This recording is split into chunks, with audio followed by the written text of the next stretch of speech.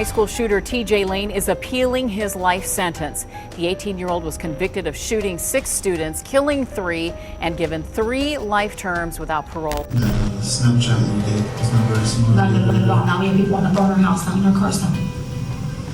Because of that Snapchat thing you did. It's all over, you're all over the internet and everywhere. Social media. It is on social media. You'll probably come stay with me after we get done with this. Just for your well safe being. This is serious. Some courtroom stories are tragic, others are chilling. And then there are the ones that leave you stunned, wondering how someone so young could show no trace of remorse. And in one small Ohio town, that horror became reality when a 17-year-old walked into his school cafeteria armed with a pistol. Case 1, TJ Lane, the school shooter without remorse. It was supposed to be just another Monday morning in a quiet Ohio town. Students shuffled into the cafeteria at Chardon High School, laughing, trading gossip, grabbing their breakfast. No one knew that a 17-year-old named TJ Lane had slipped a small pistol into his sweatshirt pocket and was about to turn the room into a nightmare. Lane didn't aim at anyone in particular. He opened fire on the first students he saw. Within seconds, 3 teenagers, Daniel Parmertor, Demetrius Hewlin, and Russell King Jr., lay mortally wounded. 3 more were injured before anyone even had time to process what was happening. It lasted less than 2 minutes. Then, as calmly as he walked in, Lane slipped away and was captured not long after. The shock that followed wasn't just about the violence. It was about who committed it. Lane wasn't even a student at Chardon High. He attended an alternative program nearby and had been waiting for the bus. He came from a broken home. His father had been arrested for domestic violence and drugs. His online presence was just as troubling. Months earlier, he'd posted a strange, poetic rant about power and loneliness, ending with the chilling line, "Now let his will be done." The community reeled. The victims were all just 16, each with a future mapped out in front of them. College, careers, families. Their lives were gone in seconds, and parents were left to bury their children. Lane was arrested and initially charged as a juvenile. But prosecutors pushed for him to be tried as an adult, and the court agreed. That decision set the stage for one of the most disturbing sentencing hearings the country had ever seen. On the day of his sentencing in March 2013, the families of the victims packed the courtroom. They expected to hear remorse, maybe an apology, some sign that the boy who had stolen their children's lives understood what he had done. What they got instead was cruelty on full display. Lane came into the courtroom wearing a collared shirt, but partway through he unbuttoned it to reveal a white t-shirt. Across the chest in bold black marker, one word was scrawled, "Killer." Gasps rippled through the room. He wasn't ashamed of what he had done. He was proud of it. On behalf of the state of Ohio is Prosecutor James Flays. Mr. Flays, could you please introduce your table? Thank you, Your Honor. To my left is Nicholas Burling, Judge County Assistant Prosecutor, Mark Bartolotta, Judge County Assistant Prosecutor, and from the Lake County Prosecutor's Office, Karen Colwell. Thank you, and you can take it from where you sit. When given the chance to speak, Lane didn't apologize. He mocked.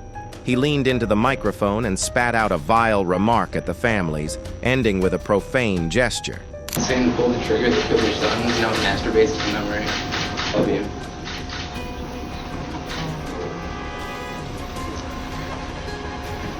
All right, please. That's all your client has to say, Mr. Friedman. Yes, Your Honor. Parents who had lost their sons sat there, stunned, realizing the boy who killed them wasn't just unrepentant. He wanted to cause more pain. Judge David Furry didn't hold back. He sentenced Lane to 3 consecutive life terms without the possibility of parole, plus an extra 37 years for the wounded survivors. He described the attack as a merciless rampage and made it clear Lane would never walk free again. Second, it was extreme. He was relentless in his shooting. He repeatedly fired his gun at these victims in sequence, moving into position. To better the aim, inflicted extreme injury, and we kept shooting. But even prison didn't stop the chaos. A year later, in 2014, Lane and 2 other inmates escaped from the Allen Oakwood Correctional Institution. They scaled a perimeter fence and vanished into the night. For 6 hours, the town lived in fear that a remorseless killer was on the loose. Police eventually caught Lane less than 100 yards from the prison, hiding near a church and carrying a pitchfork. Afterward, he was transferred to a Supermax facility where he spends 23 hours a day in his cell. His behavior behind bars hasn't changed much. Records show disciplinary violations ranging from drug use to carving tattoos into his own skin. Even his own sister later admitted she couldn't recognize the person he had become. The brother in the courtroom and that did this was not the brother I knew. The tragedy of TJ Lane's case isn't just the lives he stole, but the chilling indifference he showed afterward. Most courtroom dramas involve tears, pleas for forgiveness, or at least a glimmer of humanity. Lane gave none of that. He wanted to be remembered not as a troubled kid who made a mistake, but as the boy who laughed in the face of grief. And that's exactly how history remembers him. If you thought that was chilling, the next case takes us to Florida, where a 14-year-old turned a classmate's trust into unthinkable betrayal. Case 2, Aiden Fucci. Mother's Day in St. Johns County, Florida, was supposed to be a celebration. Families were waking up early, moms expecting flowers, cards, maybe breakfast in bed. But for the Bailey family, May 9th, 2021, turned into something no parent ever wants to live through.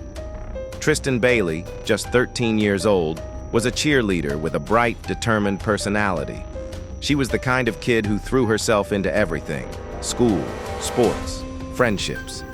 But in the early hours of that Sunday morning, she left home and never returned. The last time anyone saw her alive was on neighborhood surveillance footage. Around 1:45 a.m., she walked alongside her 14-year-old classmate, Aiden Fucci. 7 minutes later, cameras caught him again, this time alone, sprinting back, holding his white sneakers.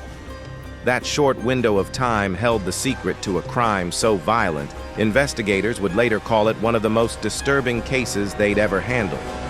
When search teams found Tristan's body in the woods later that day, the brutality shocked even seasoned detectives. She had been stabbed 114 times. 49 of those wounds were defensive. Marks on her arms, her hands, her head, proof that she had fought with everything she had to survive.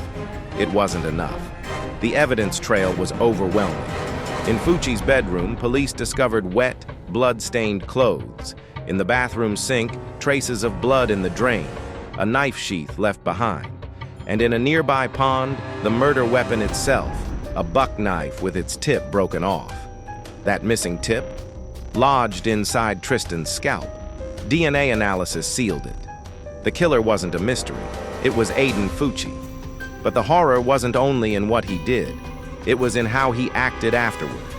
While investigators were still searching for Tristan, Fucci sat in the back of a police cruiser recording himself on Snapchat. He smirked into the camera and joked, "Has anybody seen Tristan lately?"